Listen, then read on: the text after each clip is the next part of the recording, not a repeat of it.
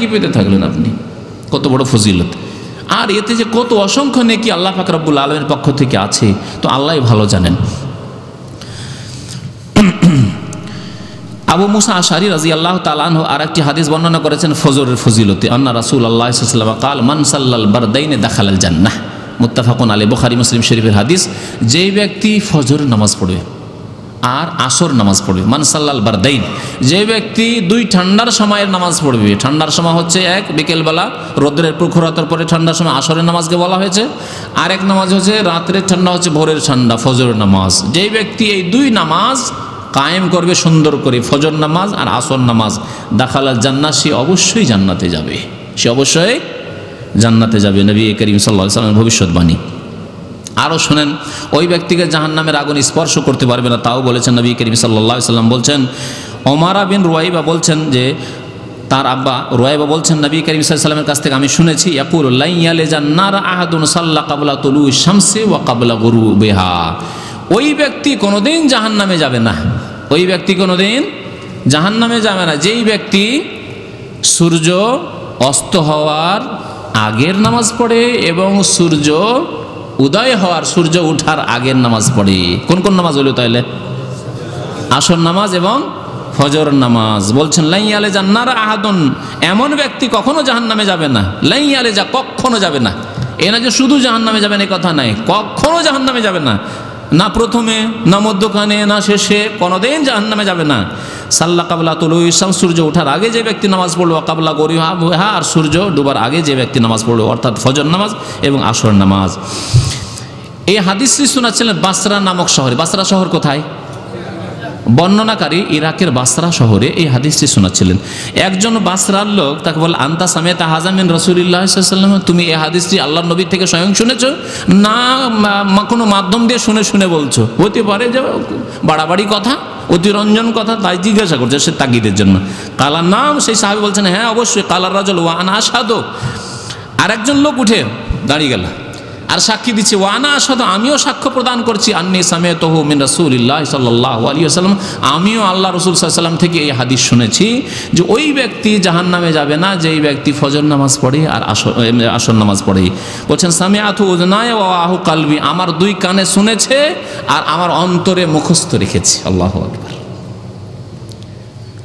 এই হচ্ছে সুসংবাদ ফজরের নামাজ যারা কায়েম করে সেসব ভাইদের জন্য।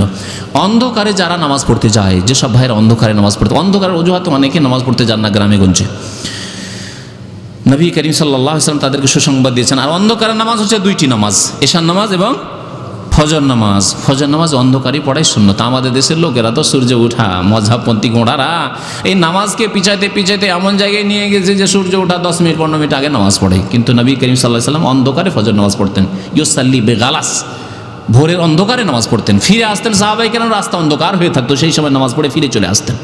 তাহলে আউয়াল ওয়াক্তে ফজর নামাজ পড়তে হবে, এটি হচ্ছে নবী করিম সাল্লাল্লাহু আলাইহি ওয়াসাল্লামের সুন্নত। নবী করিম সাল্লাল্লাহু আলাইহি ওয়াসাল্লাম কি সুসংবাদ দিয়েছেন? বাশশিরিল মাশাইনা ফি যুলামি বিন-নূরি তামি ইলা ইয়াউমিল কিয়ামাহ, বাশশিরিল মাশাইনা ফি যুলামি ইলাল মাসাজিদ বিন-নূরি তামি ইয়াউমাল কিয়ামাহ। তিরমিজি শরীফের হাদিস। নবী করিম সাল্লাল্লাহু আলাইহি ওয়াসাল্লাম বলছেন যে তোমরা সুসংবাদ দিয়ে দাও, তোমরা সুসংবাদ দিয়ে দাও আল্লাহ এবং রাসূলের পক্ষ থেকে, কি ওই লোকদেরকে যারা পায়ে হেঁটে যায় অন্ধকারে, এলাল মাসাজিদ, মসজিদের দিকে, আল মাশাইনা ফিল যুলামি, অন্ধকারে যারা পায়ে হেঁটে যায়, আশঙ্কা আছে সাপের, বিচ্ছুর, চোর, ডাকাতের, কত ভয় আছে, ওই সবকে এড়িয়ে আল্লাহর সন্তুষ্টির উদ্দেশ্যে এশার নামাজে অন্ধকারে যায়, ফজর নামাজে অন্ধকারে যায়, তাদেরকে সুসংবাদ দিয়ে দাও। কিসের সুসংবাদ? বিন-নূরি তামি ইয়াউমাল কিয়ামাহ, পূর্ণাঙ্গ আলোর সুসংবাদ তাদেরকে দিয়ে দাও কিয়ামতের দিনে। কিয়ামতের দিনে কাফেররা বেনামাজি যখন অন্ধকারে অবস্থান করবে, অন্ধকারে তাদেরকে জাহান্নামে নিক্ষিপ্ত করে দেওয়া হবে, তখন তাদের জন্য হাসর মাঠে আলোর ব্যবস্থা করা হবে। আল্লাহু আকবার।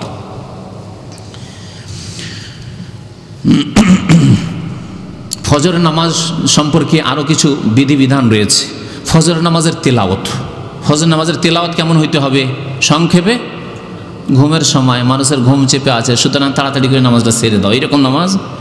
এই সূরা দ্বিতীয় রাকাতে পুরা সূরা পড়তেন, সূরার কিছু অংশ না, আজকাল যেমন ইমামদের অভ্যাস 2-4টা আয়াত পড়ে নিল, 10টা 5টা আয়াত পড়ে নিল বা শুয়ে গেল, না, পুরো সূরা শেষ করতেন। আর একজন ভাই কোরআনটা বের করেন আর দেখেন কতটি আয়াত রয়েছে, দুটো মিলিয়ে 60টির বেশি আয়াত রয়েছে। দেখেন একজন খুলে, এই যে কোরআন আছে এখানে। আর সূরা সিজদা আলিফ লাম মিম তানজিলুল কিতাবে লা রাইবা ফীহি মির রাব্বিল আলামিন। আলিফ লাম মিম তানজিলুল কিতাবে লা রাইবা ফীহি মির রাব্বিল আলামিন, যাতে একটি সিজদাও রয়েছে, মধ্যখানে সিজদা দিয়ে ইমাম মুক্তাদি সবাই সিজদা আবার উঠবেন, দিয়ে পুরো সূরা পুরা করবেন। নবী করিম সাল্লাল্লাহু আলাইহি ওয়াসাল্লাম তাই বলছেন। আবু হুরায়রা রাদিয়াল্লাহু তাআলা বলছেন, আন আবি হুরায়রা রাদিয়াল্লাহু তাআলা قال كان النبي صلى الله عليه وسلم يقرأ في الجمعة في صلاة الفجر। নবী করিম সাল্লাল্লাহু আলাইহি ওয়াসাল্লাম জুমার দিনের ফজরের নামাজে আলিফ লাম মিম সিজদা পড়তেন, আর হাল আতা আলাল ইনসান হিনুম মিনাদ দাহর পড়তেন। সহিহ বুখারী শরীফের হাদিস। এ হচ্ছে নবী করিম সাল্লাল্লাহু আলাইহি ওয়াসাল্লামের সুন্নাত। তবে কখনো কখনো অন্য অন্য সূরা পড়তে হবে, যাতে জনসাধারণ আবার এটিকে ফরজ ওয়াজিব না মনে করে।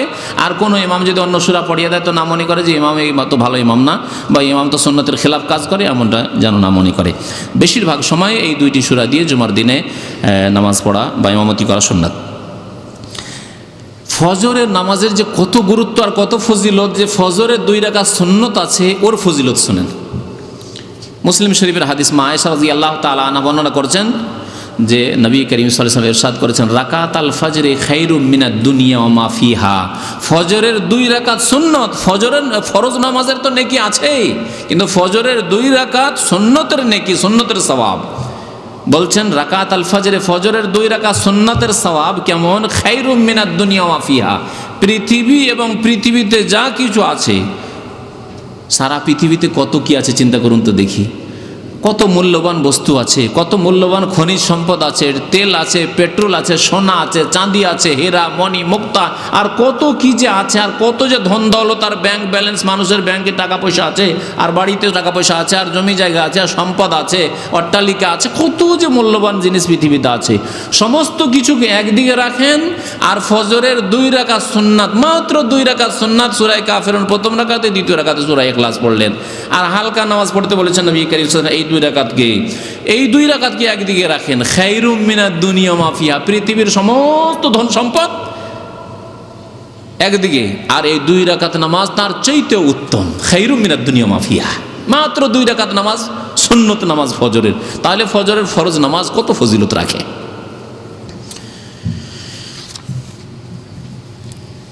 ফজরের নামাজের পরে আল্লাহ পাক রব্বুল আলামিন যাদেরকে অবসর দিয়েছেন এবং যাদের সুস্থতা দিয়েছেন, যাদেরকে আল্লাহ শক্তি ক্ষমতা দিয়েছেন, ইমানি এবং আমলি শক্তি দিয়েছেন, দৈহিক শক্তি দিয়েছেন, তাদের আরেকটি সুন্নতের বাস্তবায়ন করা উচিত।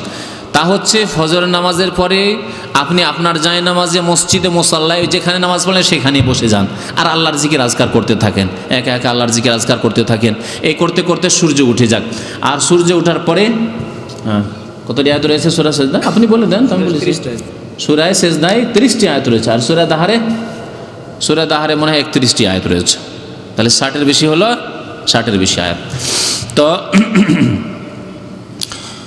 নবী করিম সাল্লাল্লাহু আলাইহি সাল্লাম এর ফজিলত বর্ণনা করেছেন। ফজিলত শুনে আপনাদেরকে বলছেন, মান সাল্লাল ফজরা ফি জামাতিন। নবী করিম সাল্লাল্লাহু বলছেন, যেই ব্যক্তি ফজর নামাজ জামাতে পড়লো, তাহলে ফজর নামাজ জামাতে গিয়ে মসজিদে পড়তে হবে। সুম্মা কাদা ইয়াজকুরুল্লাহ, তারপরে মসজিদে বসে গেল আল্লাহর জিকির আজকার করতে আছে। জিকির আজকার সুন্নতি তরিকায়, নিজের জিকির আজকার পূর্ণাঙ্গ জুমলা দিয়ে, আল্লাহু আল্লাহু না, আবার হাকহু এসব বেদাতি জিকির আজকার করবেন না, ইল্লাল্লাহ ওইসব করবেন না, অসম্পূর্ণ জিকির ইসলামে নেই। আর সম্মিলিত জিকির করেন, ভাই আসেন এখন জিকির হালকা করি না, ওইসব বিধাত। নিজের জিকির করেন, আপনি আপনার মজলিসে বসে যেখানে আপনি নামাজটা পড়লেন জিকির আজকার করতে থাকেন আপনি। সুবহানাল্লাহ, আলহামদুলিল্লাহ, আল্লাহু আকবার, লা ইলাহা ইল্লাল্লাহ, ওয়া লা হাওলা ওয়া লা কুওয়াতা ইল্লা বিল্লাহ, সুবহানাল্লাহি ওয়া বিহামদিহি, সুবহানাল্লাহিল আযীম, সুবহানাল্লাহি ওয়া বিহামদিহি, আদাদা খালকিহি ওয়া রিদা নাফসিহি ওয়া জিনাতা আরশিহি ওয়া মিদাদা কালিমাতিহি, লা ইলাহা ইল্লা আনতা সুবহানাকা ইন্নী কুনতু মিনাজ জালিমিন। আবার খতম করবেন না, আমাদের দেশের বিদাতি খতমে ইউনুস আর খতমে খাজা গান আর কত রকমের খতম, ওই সব বিদাতি কাজ করবেন না, ওই সব নেই আবার ইসলামে। ওই সব মানুষের তৈরি করা, বন্ডদের তৈরি করা। নবী করিম সাল্লাল্লাহু আলাইহি ওয়াসাল্লামের তরিকা, আপনি নিজের জিকির আজকার করতে থাকুন, হাত্তা তাতুলা আশ-শামস, সূর্য উদয় হওয়া পর্যন্ত, সূর্য ওঠা পর্যন্ত। সুম্মা সাল্লা রাকাতান, যখন সূর্য উঠে গেল তখন 2 রাকাত নামাজ পড়েন। 2 রাকাত নামাজ পড়ে, এই নামাজের নাম কি জানেন? সালাতুল ইশরাক, ইশরাকের নামাজ। ইশরাক মানে সূর্য উদয় হওয়া, সূর্য ওঠা। হ্যাঁ, এই জন্য মাশরিক, পূর্ব দিককে মাশরিক বলা হয়। মাশরিক মানে ওখানে সূর্য উঠেছে, এই জন্য ওটাকে মাশরিক বলা হয়। তো ইশরাকের নামাজ পড়লেন, তাহলে কি ফজিলত পাবেন? সওয়াব, কানা কা আজরে হাজ্জাতিন ওয়া উমরাতিন। তাহলে সেই ব্যক্তি 2 রাকাত নামাজ পড়ে হজের নেকি পেল, শুধু হজের না, আর কিসের? উমরারও নেকি পেল। কাল, তারপরে বলছেন কালা রাসূলুল্লাহ সাল্লাল্লাহু আলাইহি ওয়াসাল্লাম, রাসূলুল্লাহ আরো তাগিদ করে বলছেন তাম্মাতিন তাম্মাতিন তাম্মাতিন, এমন মনে করবে না যে না কিছু হয়তো পেলো, কিছু হজের নেকি পেলো, কিছু উমরার নেকি পেলো, না পুরা হজের পুরা উমরার পুরা হজের পুরা উমরার নেকি পেলো। নবী করিম সাল্লাল্লাহু আলাইহি ওয়াসাল্লাম তিনবার করে তাম্মাতিন তাম্মাতিন তাম্মাতিন। আল্লাহু আকবার। 2 রাকাত নামাজ পড়লেন ইশরাকের নামাজ। আল্লাহ পাক যাদেরকে সুযোগ দিয়েছেন, হয়তো সকাল 8টায় 9টি ডিউটি, বা রাত্রে আপনি রাত 9টার মধ্যে ঘুমিয়ে যেতে পারেন, 10টার মধ্যে ঘুমিয়ে যেতে পারেন, অসুবিধা আছে, ফজর পর বসে থাকতে অসুবিধা নেই।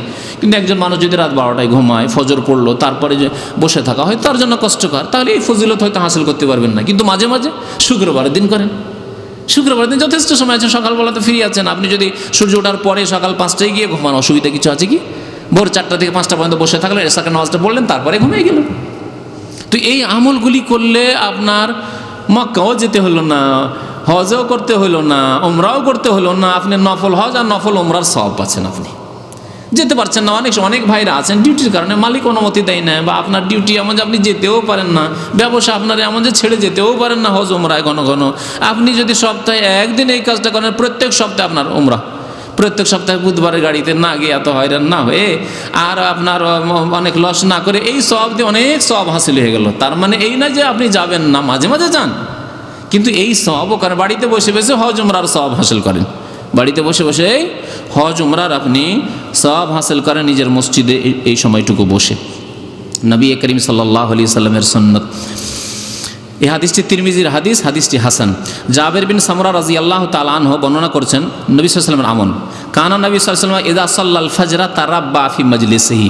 নবী করিম সাল্লাল্লাহু আলাইহি ওয়াসাল্লাম ফজর নামাজ পড়ার পরে তার নামাজের জায়গায়, মুসাল্লায় যেখানে ইমামতি করতেন সেখানেই বসে যেতেন। তারাব্বা ফি মাজলিসিহি, 4 জানু হয়ে বসে যেতেন। 4 জানু শব্দটি আমাদের দেশের ফিকার কিতাবাতে পড়েছেন, তার মানে যেমন নামাজে বসেন ওইভাবে বসে যেতেন। হাত্তা তাতুলা শামসু হাসানা, যতক্ষণ পর্যন্ত সূর্য ভালোভাবে উদয় না হয়ে যায়, সূর্য উদয় হওয়া পর্যন্ত বসে থাকতেন। তারপর 2 রাকাত নামাজ পড়ে যেতেন। আবু দাউদের হাদিস।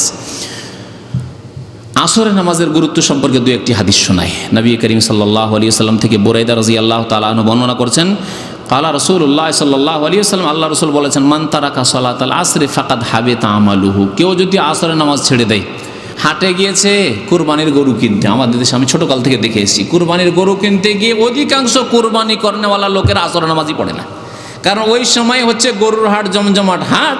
এখন যদি নামাজ পড়তে যায় তাহলে গরু ছুটে যাবে, কেউ দালালি করছে গরুর, কেউ গরু বিক্রি করছে, কেউ গরু কিনছে, কুরবানির নেকি করতে যাচ্ছে, আর আসরের নামাজ ছেড়ে দিয়ে অতীতের সমস্ত আমলকে ধ্বংস করে ফেলল। আল্লাহু আকবার।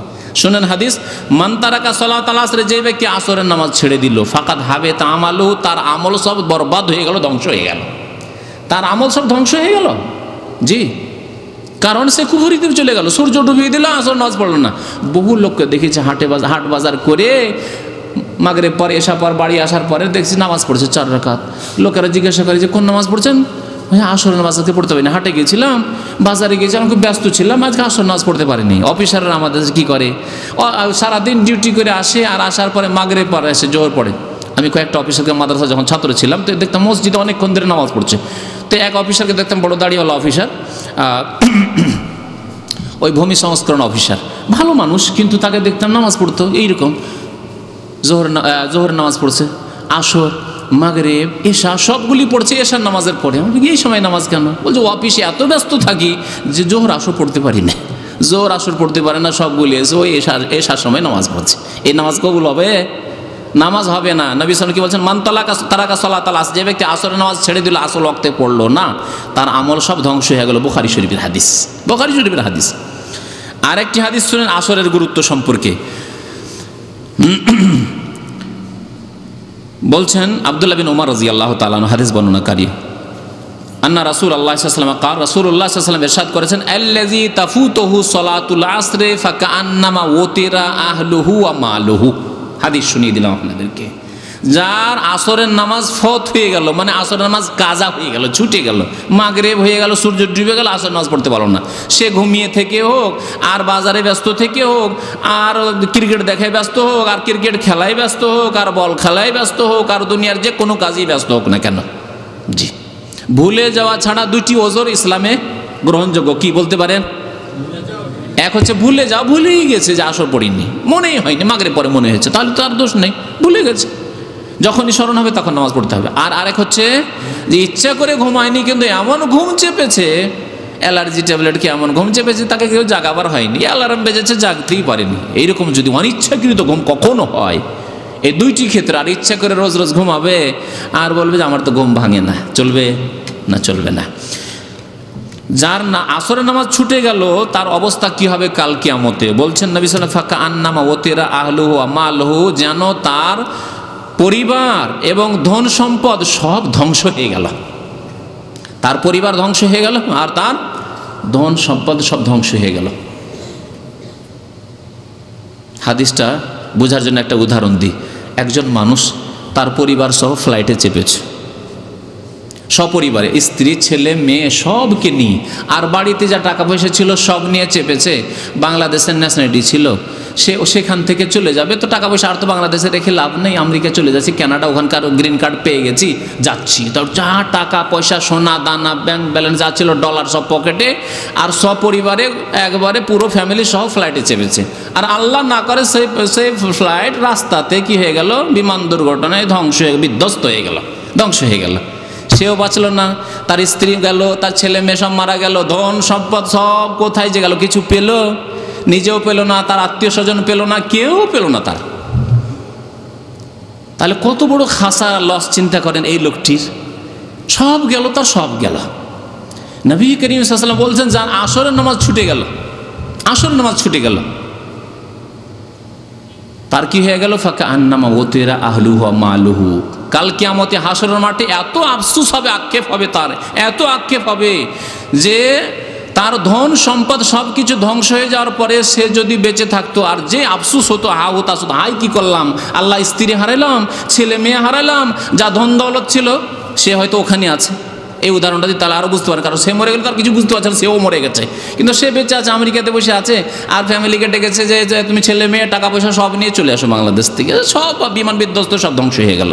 তাহলে কত তার আফসোস আর আক্ষেপ, আর এই দুঃখ কষ্ট কোথায় রাখবে সেই দুঃখ কষ্ট? এইরকম আফসোস হবে তার কাল কিয়ামতে। একদিন আসর নামাজ যদি এইভাবে তার ফৌত হয়ে যায়, ছুটে যায়, তাহলে কাজা হয়ে যায়। তাহলে নবী করিম সাল্লাল্লাহু আলাইহি ওয়াসাল্লামের হাদিস, বুখারী শরীফের হাদিস।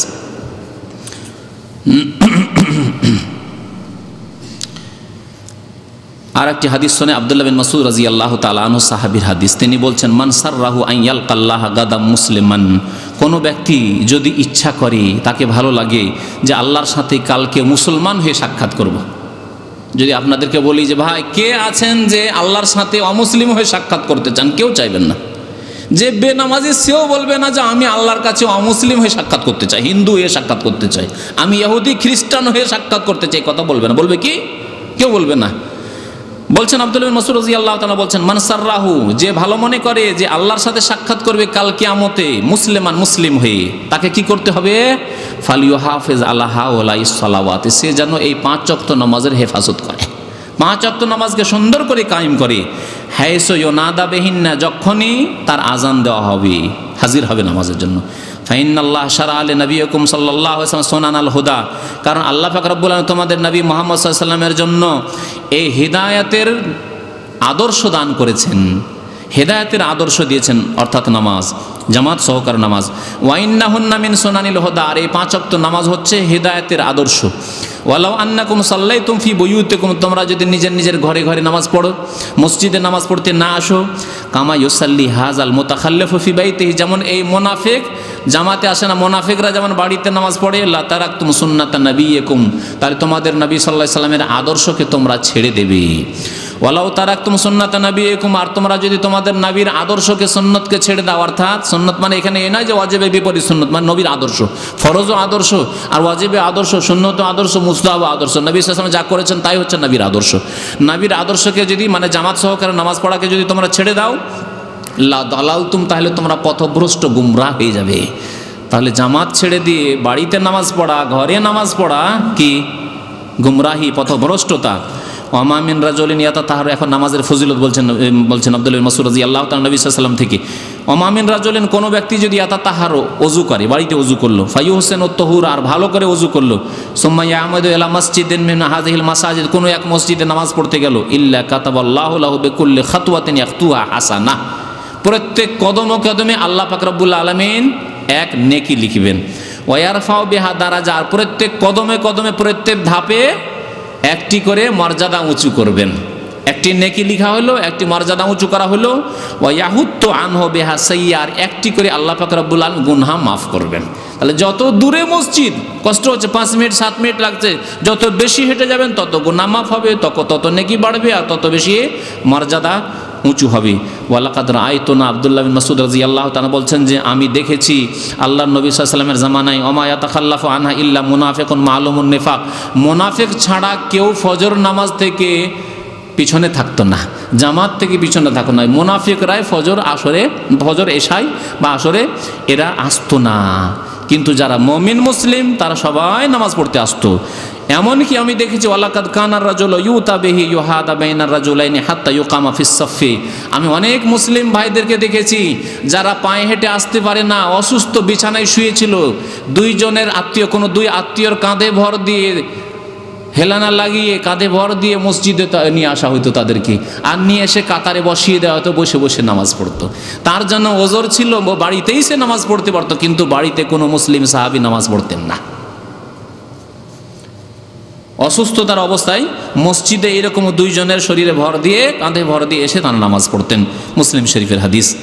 নবী করিম সাল্লাল্লাহু আলাইহি ওয়াসাল্লাম আরও বলেছেন, যারা জামাতে নামাজ পড়তে আসে না তাদের সম্পর্কে আবু দারদা রাদিয়াল্লাহু তাআলা আনহু বর্ণনা করেছেন, সামিউতু রাসূলুল্লাহ সাল্লাল্লাহু আলাইহি ওয়াসাল্লাম, আমি আল্লাহর রাসূল শুনেছি বলতে, মা মিন সালাসাতিন ফি কারিয়াতিন ওয়ালা বাদউইন, কোনো জায়গায় যদি 3 জন ব্যক্তি থাকে, 3 জন মাত্র, বেশি না, 3 জন ব্যক্তি কোনো রুমে আছেন, কোনো গ্রামে আছেন, কোনো শহরে আছেন, কোনো পল্লীতে আছেন, লা তুকামু ফিহিমিস সালাহ, কিন্তু সেখানে জামাত সহকারে তারা নামাজ পড়ে না, জামাত সহকারে তারা নামাজ পড়ে না, একা একা নামাজ পড়ে। 3 জন ঘরেই নামাজ পড়ে, মসজিদের ব্যবস্থা নেই, খেয়াল খুশি নামাজ পড়ে, যখন যে আসে নামাজ পড়ে, জামাত করে তারা নামাজ পড়ে না মসজিদে এসে। ইল্লা কাদ ইস্তাহওয়াজা আলাইহিমুশ শাইতান, তাহলে শয়তান তাদের ওপর ছেয়ে যাবে, শয়তান তাদেরকে গ্রাস করে নেবে, শয়তানের খপ্পরে তারা পড়ে যাবে। ফাআলাইকা বিল জামাআহ, তাই বলছেন নবী সাল্লাল্লাহু আলাইহি ওয়াসাল্লাম, হে মুসলিম, তোমরা জামাত সহকারে নামাজ পড়বে। ফাইন্নামা ইয়াকুলু যিবুল কাসিয়া, কারণ নেকড়ে বাঘ একা যদি কোনো বকরি ছাগল থাকে দূরে, বকরির পাল থেকে দূরে যদি কোনো বকরি পায়, ছাগল পায়, তাহলে সেই বকরি ছাগলকে নেকড়ে বাঘে খায়। আর বকরির পালের মধ্যে নেকড়ে বাঘ আক্রমণ করে কোনোদিন বকরি ধরে না।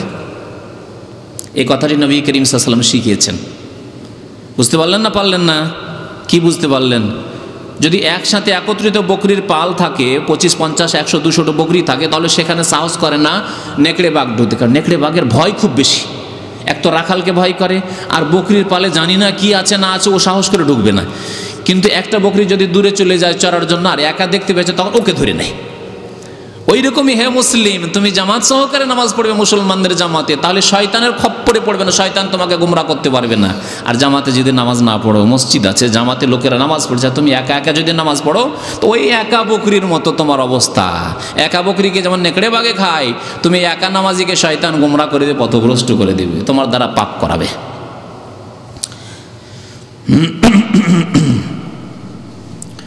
একটি হাদিস আর শোনাবো নবী করিম সাল্লাল্লাহু আলাইহি ওয়াসাল্লামের নামাজ সম্পর্কে ভবিষ্যৎবাণী। আবু ওমামা বাহিলি রাদিয়াল্লাহু তাআলা আনহু বর্ণনা করেছেন, হাদিসটি মুসনাদ আহমদের। বলছেন, ইসলাম প্রথম দিকে দুর্বল ছিল, তাই না? অন্য হাদিসের কথা বলছি। তারপরে শক্তিশালী হয়েছে ইসলাম সাহাবায়ে কেরামদের যুগে। তারপর ধীরে ধীরে ইসলাম দুর্বল হইতে, মুসলিমরা দুর্বল হইতে লাগবে। দুর্বল যখন হবে, তখন ইসলামের এক একটি বিধান নষ্ট করবে, তারা এক একটি করে নষ্ট করবে। নষ্ট করতে করতে করতে করতে একেবারে সব নষ্ট করে দিবে। প্রথম কি নষ্ট হবে?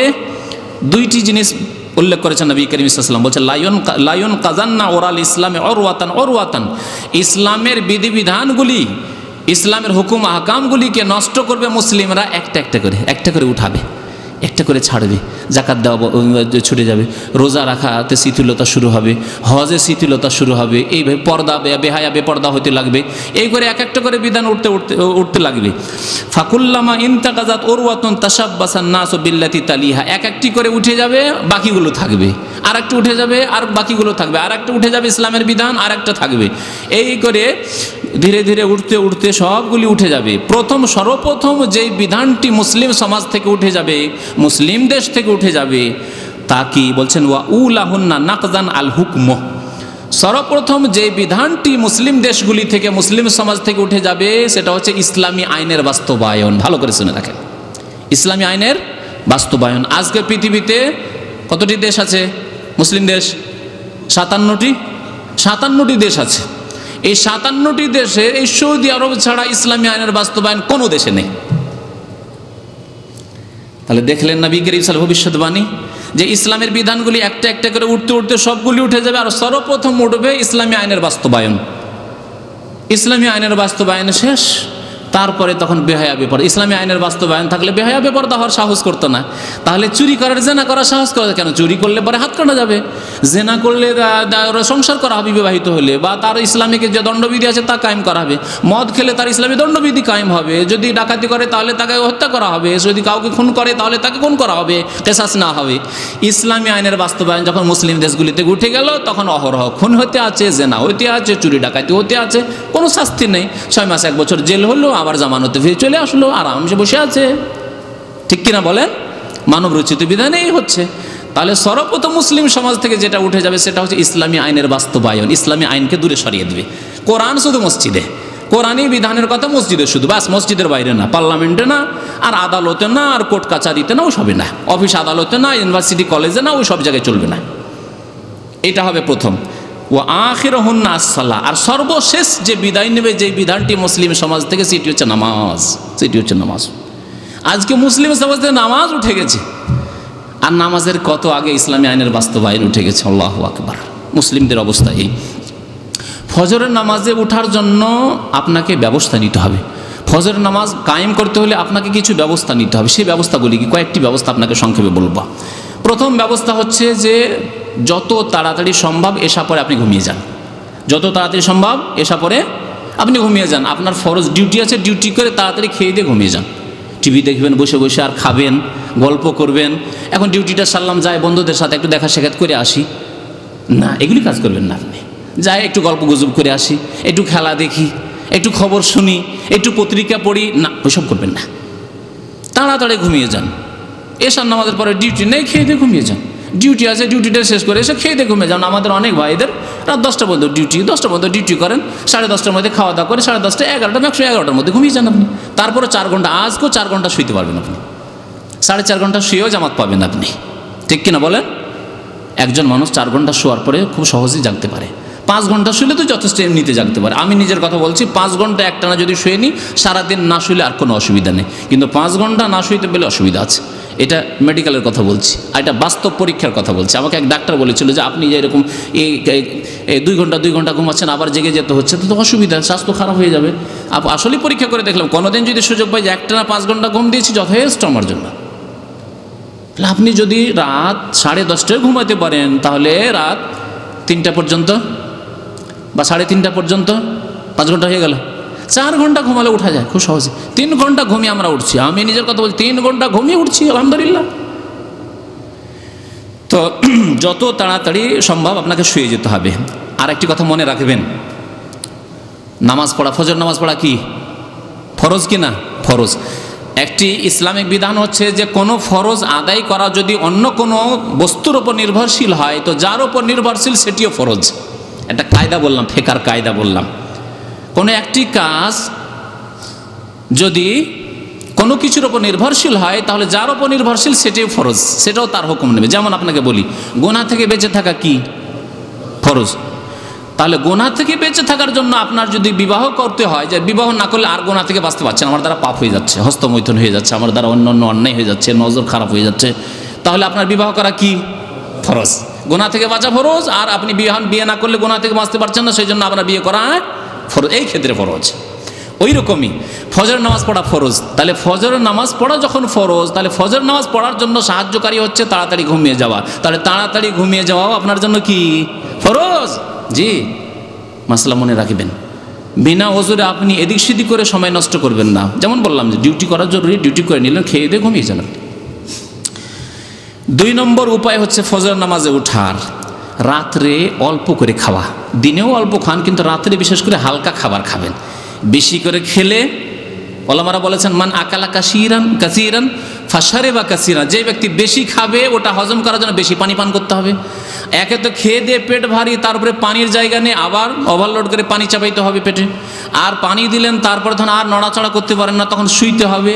ফান্নামা কাসিরান, অল্প শুয়ে হবে না, কেন এই যে এত পানি আছে পেটে আর এত যে খানা, এই নিয়ে তো হালকা ঘুম না, খুব ভারী ঘুম আসবে। ফান্নামা কাসিরান, খুব বেশি বেশি ঘুমাবেন। ফাখাসেরা কাসিরান, বেশি বেশি ক্ষতিগ্রস্ত হবেন আপনি, আপনার ফজর জামাত চলবে। তাহলে খাবার আপনাকে হালকা খেতে হবে, হ্যাঁ, অল্প করে খান আপনি, পরিমাণ অল্প খান। অল্প খেলে সুস্থ থাকে, বেশি খেয়ে কেউ সুস্থ থাকে না। আজকাল মাশাআল্লাহ মানুষ শিক্ষিত হয়েছে, বুঝতে শিখেছে যে অল্প খান, একটু ঘন ঘন খান, আর বেশি করে একবারে লোড করে না। আগের যুগে আমরা করতাম যে ভালো খাবার পেয়েছি রে, কালকের সকালে নাস্তার সময় রাত্রে আজকে খেয়েই নে, বিরিয়ানি পেয়েছি, এইরকম অনেকে করে।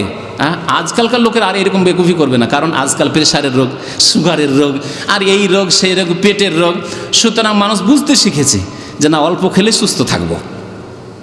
অল্প খান আপনি, অল্প খেলে তাড়াতাড়ি করে আপনি দেখেন রাত্রে রুটি খেয়েন অথবা ভাত খেলে অল্প পরিমাণ ভাত খান, পেটটাকে হালকা করে 3 ভাগের 1 ভাগ খান, আর তারপরে ঘুমাবেন, তাড়াতাড়ি করতে পারবেন। আর পেট ভর্তি করে খেয়ে দিয়ে ঘুমান, আপনি জাগতে পারবেন না। 3 নম্বর উপায় হচ্ছে ফজরের নামাজে জাগার জন্য দিনে কিছু সময় শুয়ে নেবেন, বিশেষ করে জোহরের নামাজের পরে খেয়ে দিয়ে, দুপুরে খেয়ে দিয়ে শোয়া হচ্ছে সুন্নাত। নবী করিম সাল্লাল্লাহু আলাইহি ওয়াসাল্লাম একটি হাদিসে বলেছেন যে হে মানুষ, তোমরা দিনে ঘুমাবে, কাইলুলা করা বলা হয়, কিলু ফাইন্না শাইতানা লা ইয়াকিলু, তোমরা দিনে কিছুক্ষণ ঘুমিয়ে নেবে, কারণ শয়তান দিনে ঘুমায় না, শয়তান দৌড়িয়ে বেড়ায় সারাদিন কাকে গুমরা করতে পারি, কাকে পথভ্রষ্ট করতে পারি, কাকে পাপে লিপ্ত করতে পারি, কার দ্বারা গুনাহ করাইতে পারি, শয়তান দৌড়িয়ে বেড়ায়। আপনি সারাদিন দৌড়িয়ে বেড়াবেন না, দুপুরে একটু ঘুমিয়ে যান, খেয়ে দে একটু আরাম করেন, বিশ্রাম করেন, কাইলুলা করবেন। তাহলে দিনে যদি একটু ঘুমিয়ে নেন তাহলে রাত্রে এত ক্লান্ত হয়ে ঘুম আসবে না, ঘুম আসলেও হালকা ঘুম আসবে। 3 নম্বর উপায় হলো। 4 নম্বর উপায় হচ্ছে যে আপনি অন্তরটাকে পরিষ্কার করে ঘুমাবেন শিরিক থেকে। কবর মাজার পূজার আমার গোস বাবা উদ্ধার করেন, আর পীর বাবা উদ্ধার করেন, আর আমাকে শাহজালাল বাবার দরবারে যেতে হবে, আট্টসি মাইজবান্ডারি যেতে হবে, ফুরফুরা বাবার কাছে যেতে হবে, পীর সাহেব আসছেন তার কাছে বয়াত নিতে যেতে হবে, ওই সব থেকে অন্তরকে পাক করেন, বিদাত থেকে, শিরিক থেকে, বিদাত থেকে অন্তরকে পাক করেন। হিংসা থেকে, বিদ্বেষ থেকে, শত্রুতা থেকে, কালিমা থেকে অন্তরকে পাক করেন। রাত্রে শুইলেন আর ভাইয়ের বিরুদ্ধে আপনার দুশ্মনী, অন্তরে শত্রুতা না, হিংসা বিদ্বেষ, ও কেন অত উন্নতি করলো রে, ও কেন এত টাকা পয়সার মালিক হয়ে গেল, ও এত বড় বাড়ি করতে পারলো, এত দামি গাড়ি কিনতে পেরেছে আর আমি হইতে পারলাম না, এইসব না। অন্তরকে পাক করে আল্লাহ যা দিয়েছেন আলহামদুলিল্লাহ, আল্লাহ আমাকে যা দিয়েছেন আলহামদুলিল্লাহ, আল্লাহ ওকে যা দিয়েছেন আলহামদুলিল্লাহ, যাকে আল্লাহ দিয়েছেন আল্লাহর ইচ্ছা। অন্তরটাকে পরিষ্কার করে ঘুমাইতে হবে। আর অন্তরকে পরিষ্কার করে ঘুমালে টেনশন হবে না, দুশ্চিন্তা হবে না। আর দুশ্চিন্তা না হলে ঘুম তাড়াতাড়ি আসবে, ঠিক না? আর যে দুশ্চিন্তা, শুধু অন্তরে জ্বালা, হিংসার জ্বালায় আর পুড়ে মরছেন, আপনার অন্তরে আগুন জ্বলছে, তাহলে কি আর ঘুম আসবে? শত্রুতা অন্তরে শুয়ে শুয়ে চিন্তাই করছেন, এত শত্রু রে, এ আমার এই শত্রুতা করে, এ আমার শত্রুতা করে, এ এরকম করে, এর সাথে আমাকে এরকম করতে হবে, একে দেখবো, ওকে দেখবো, এই করতে থাকবে, তাহলে কি ঘুম আসবে? তাহলে তার ফজরে জাগতে পারবেন না। এই করতে করতে রাত 2টো বাজলো, তারপরে রাত 2টোর পরে 3টের পরে ঘুম আসলো, তাহলে আর ফজরে কেমন করে উঠবেন? বুঝতে পারছেন? তাহলে অন্তরটাকে পরিষ্কার রেখে শিরিক থেকে, বিদাত থেকে, দুশ্চিন্তা থেকে, হিংসা বিদ্বেষ শত্রুতা এসব থেকে পাক করে ঘুমাইতে হবে। 5 নম্বরের উপায় হচ্ছে ফজরে ওঠার সমস্ত গুনাহ থেকে আপনাকে যথাসাধ্য বেঁচে থাকার চেষ্টা করতে হবে। কারণ মানুষ যখন গুনাহ করে তখন অন্তর তার শক্ত হয়ে যায় পাথরের মতো। আল্লাহ বলেছেন সুম্মা কাসাত কুলুবুকুম, তোমাদের অন্তরগুলি শক্ত হয়ে যায়, নিষ্ঠুর হয়ে যায়। ফাহিয়াকাল হেজার, আর পাথরের মতো হয়ে যায়, শক্ত হয়ে যায়। আও আসাদ্দ কাসওয়া, এমনকি পাথরের চাইতেও বেশি অনেক মুসলমানদের বা অনেক মানুষের অন্তর শক্ত হয়ে যায়। তো অন্তর শক্ত হয়ে যায় পাপ করলে। আর অন্তর যদি শক্ত হয়ে যায়, অন্তর যদি নরম না হয়, তাহলে ঈমান, আল্লাহর ভয় অন্তরে ঢুকবে না। আর আল্লাহর ভয় যদি অন্তরে না ঢুকে, তাহলে ফজরের জন্য জাগা হবে না। আল্লাহর ভয় যত বেশি অন্তরে থাকবে, তত বেশি আপনি পেরেশান থাকবেন যে আল্লাহ আমাকে ফজরে জাগতেই হবে, ফজরটা জামাতে আমাকে পড়তেই হবে, আল্লাহর কাছে আমাকে প্রথম জবাব দিতেই হবে গিয়ে নামাজের, এসব চিন্তা থাকবে। সুতরাং গুনাহ থেকে বেঁচে থাকবেন। হাসান বাসরি রাহমাতুল্লাহ আলাইহি, তাবেঈ, প্রসিদ্ধ তাবেঈ, তার একটি ঘটনা উল্লেখ করি। তার কাছে একজন ছাত্র বা একজন মানুষ এসে বলল যে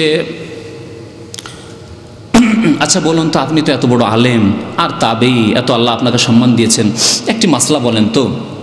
আমি অনেক সময় চেষ্টা করি যে তাহাজ্জুদের নামাজ পড়ব, তাহাজ্জুদে নামাজ পড়বো চেষ্টা করি, আর এই জন্য তাড়াতাড়ি ঘুমিয়ে যাই, কিন্তু কোনোদিন উঠতে পারি না, তাহাজ্জুদের জন্য জাগতেই পারি না।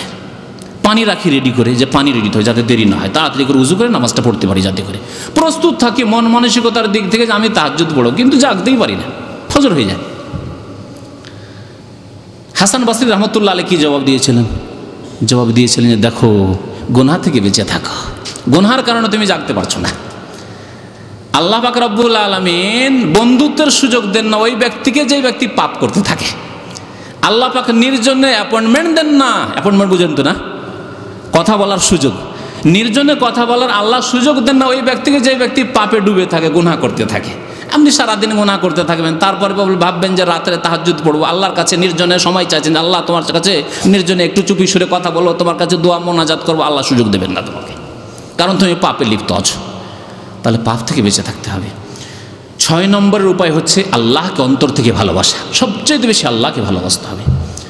জি, ঈমানকে মজবুত করতে হবে আল্লাহ পাক রব্বুল আলামিনের উপর, এবং আল্লাহর সাথে আমি নির্জনে কথা বলবো, এর জন্য আপনাকে উদ্গ্রীব পেরেশান হইতে হবে। আমি যে কখন সুযোগ পাবো, শুধু ফজরে না, আমি চেষ্টা করব ফজর আধা ঘন্টা 1 ঘন্টা আগে উঠে একটু আল্লাহর কাছে দোয়া মোনাজাত করে চুপি শুয়ে আল্লাহর সাথে কথা বলার।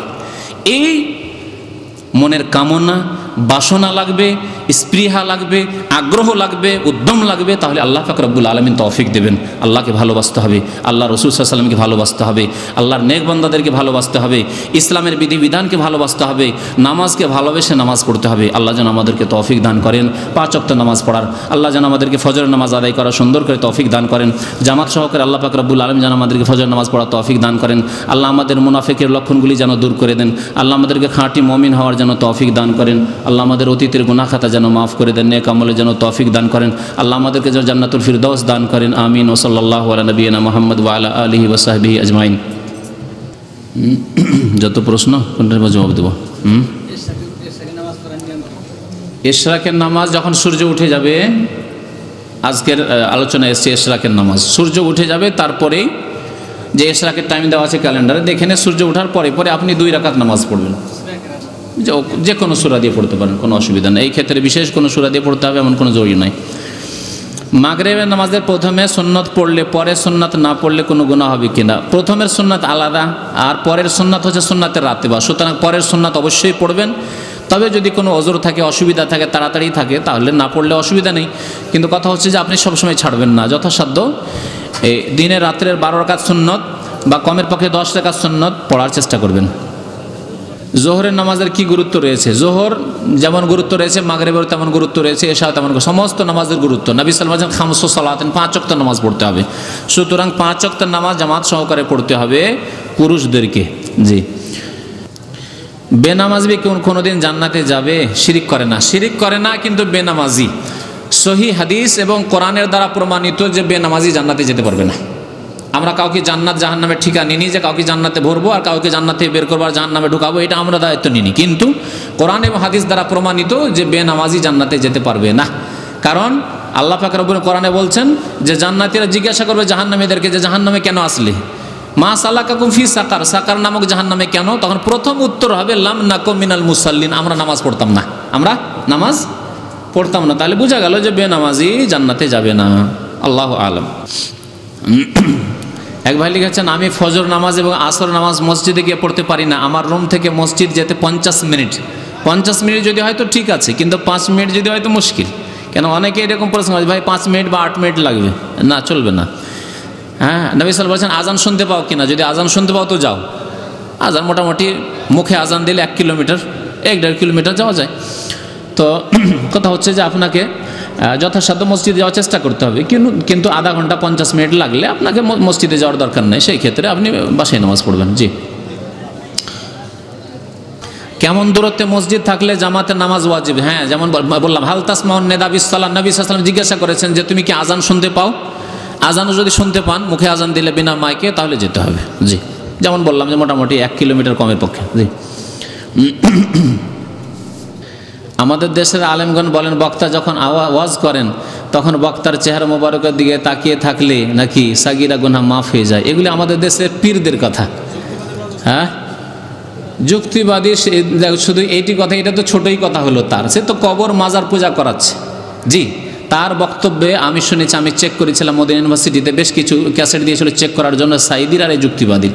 তো যুক্তিবাদী সম্পর্কে আমার যেটা অভিমত সেটা হচ্ছে সে ডাহা মুশরিকি কথাবার্তা বলে, বড় শিরক করায়। সুতরাং যুক্তিবাদী বাংলাদেশের মুসলিমরা কেন তার নাম বলেছে আল্লাহর কাছে তারা জবাব দেবে। হ্যাঁ, শিরিকবাদী, তার নাম রাখেন শিরিকবাদী। আর সাইদির ক্যাসেটে বেশ কিছু বিদাত দেখেছিলাম, ডাহা শিরক তো পাইনি কিন্তু বেশ কিছু বিদাত দেখেছিলাম।